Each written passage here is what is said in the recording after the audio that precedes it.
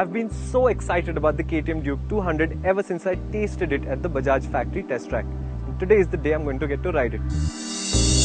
I'm not saying that the forgiving R15 or Mr. Nice Guy CBR 250R aren't good motorcycles anymore, but this is the sort of angry, frantic motorcycle that I so desperately crave.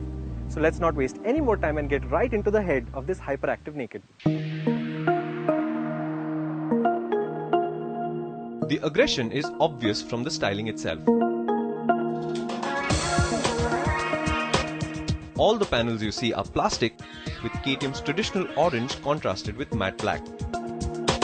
Between all the edges and planes, it's a sharp, distinctive looking motorcycle that in my eyes is one of the best looking bikes in the country right now.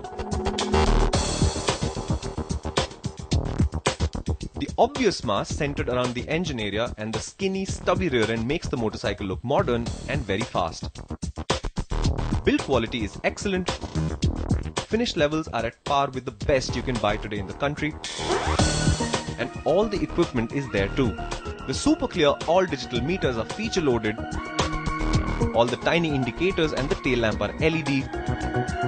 A fat white monoshock sits on the externally braced aluminium swing arm. The trellis frame, fat sticky rubber, radial brakes, upside down forks. Bajaj haven't missed a single trick. Except maybe the strangely brown colored engine kill switch. Why not red? Or indeed orange?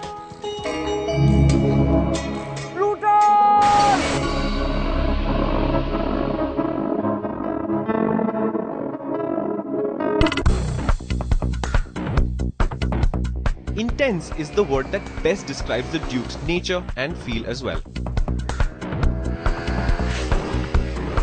Chuck Norris.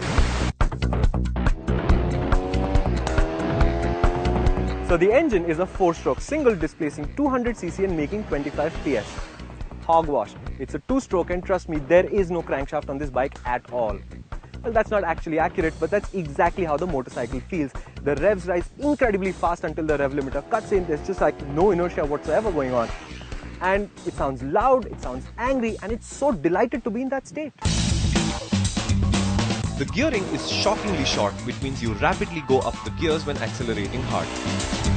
It all feels sharp, poised and frantic, and I like that a lot. It's something I wanted in a motorcycle in quite a while.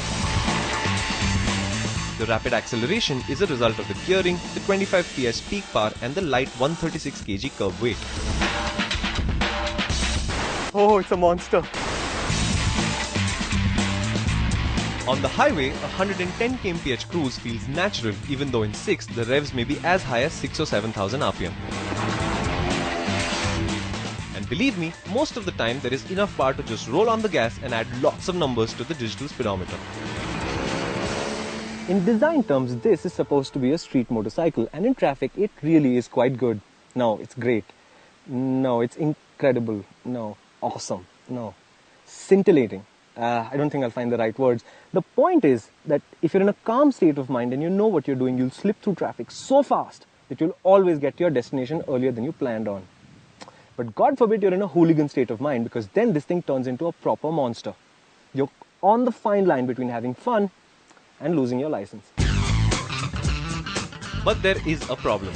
This is a super stiff motorcycle in suspension terms, and while that grants it impeccable unflagging cornering ability, it also causes the ride to be hard, though not harsh. In corners, this causes issues when the road has bumps in the middle. You can often feel the front end react to bumps, which is a bit unsettling. At a racetrack, the KTM will probably be a demon. But on our less than perfect tarmac, it can be challenging to keep the pace up high, especially on bumpy and twisty roads. And as soon as it straightens or smoothens out, the KTM will summarily disappear on whatever is following it.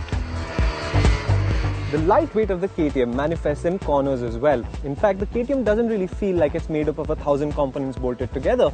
It feels like it was hewn from one giant chunk of plastic and metal, and it's this light but dense feel that gives it electric responses. Think about turning into a corner and the motorcycle's already turning, already leaned over, and once it's leaned over, it's planted. But it isn't out of its depth on highways either. pillion accommodations are far from lavish, but the ability to cruise at a high speed is pretty good. At a steady 80 kmph-ish, it even returns 38 km to the litre. The upright riding position is very comfortable, and despite a slightly hard seat, which I think will wear well over time, this isn't a motorcycle afraid of big miles. So the KTM is properly jaw-droppingly good. So good in fact that I'd say it's very nearly peerless in the market today. However, there is a proviso. This is not a motorcycle for everyone in the way that say the CBR 250R is. It's a hard motorcycle, it's an unforgiving motorcycle, and it absolutely demands respect. But understand its nature, give it its head, and trust me, the stories and the smiles will go on for ages. This is a properly milestone making debut for KTM in India, and I simply cannot wait to see what is next.